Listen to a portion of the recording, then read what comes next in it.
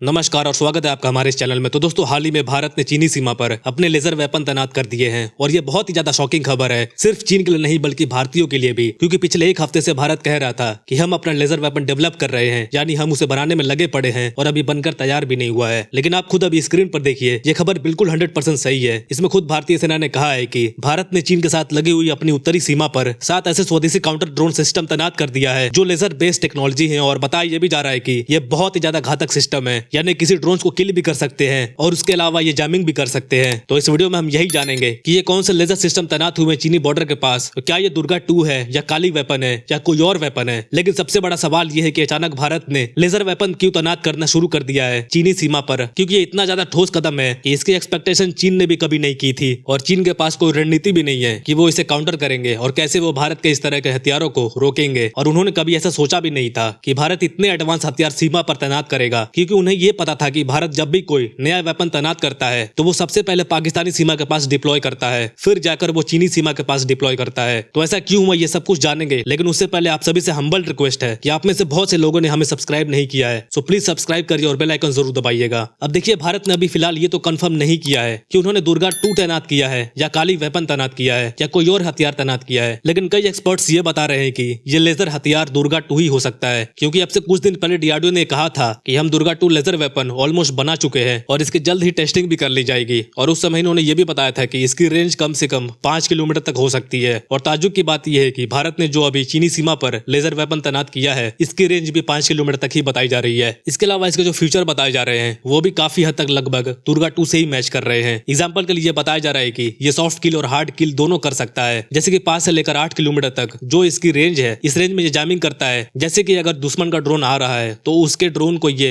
मारकर नहीं गिराएगा, बल्कि ये उसके ड्रोन को जैम कर देगा, उसके सॉफ्टवेयर को नष्ट कर देगा, और इससे होगा क्या कि वो ड्रोन अपने आप ही जमीन पर गिर जाएगा। लेकिन अगर मान के चले कि दुश्मन का ड्रोन काफी एडवांस है, जिसका सॉफ्टवेयर इतना एडवांस होगा कि वो इस प्रकार के जैमिंग को झेल सकता है, उसके बाद आता है दूसरा स्टेप, हार्ड किल का। दरअसल जैसे ही वो 5 किलोमीटर के दायरे के अंदर आएगा तो ये हार्ड किल से उसके ऊपर हमला करेगा, यानी कि जो उसकी वायरिंग है, जो उसका सॉफ्टवेयर सिस्टम है, उसे दुर्गा 2 अपने लेजर से डिस्ट्रॉय कर देगा, जिससे कि दुश्मन का ड्रोन जलकर भस्म हो जाएगा और वो जमीन पर गिर जाएगा। इसीलिए इसे बहुत ही ज्यादा घातक ड्रोन सिस्टम बताया जा रहा है और यही कारण है कि चीन अब इससे बहुत घबराया भी हुआ है, क्योंकि इन्हें ये लगता था कि अगर भारत ने दुर्गा 2 बना भी लिया है तो फिर भी इन्हें टेस्टिंग में कम से कम 5 से लेकर 6 महीने का वक्त लग जाएगा। फिर उसके बाद इसे पाकिस्तानी सीमा पर लगाकर वहां टेस्ट किया जाएगा, तो इन सभी चीजों में 1-1.5 साल का वक्त और लग जाएगा। यानी भारत को दुर्गा 2 को चीनी सीमा पर तैनात करने में कम से कम 2 से लेकर 2.5 साल का वक्त तो लग ही जाएगा। लेकिन जितनी तेजी से भारत ने इसे चीनी सीमा पर डिप्लॉय किया है, और वो भी 7 की संख्या में, तो ये अपने आप में ही बहुत ही बड़ी बात है। और ये भी बताया गया है कि आने वाले समय में और भी लेजर वेपन को तैनात कर सकता है भारत चाइना के बॉर्डर के पास, ताकि चीन ने जो रूस यूक्रेन युद्ध में ड्रोन की नीति सीखी है कि यूक्रेन ड्रोन के जरिए रूस के सेनाओं को कितना नुकसान पहुंचाया था, और इसीलिए चीन अपने ड्रोन को बनाने में बहुत ही ज्यादा ध्यान दे रहा था, तो चीन के इस प्लान को पूरी तरह से फेल किया जा सके,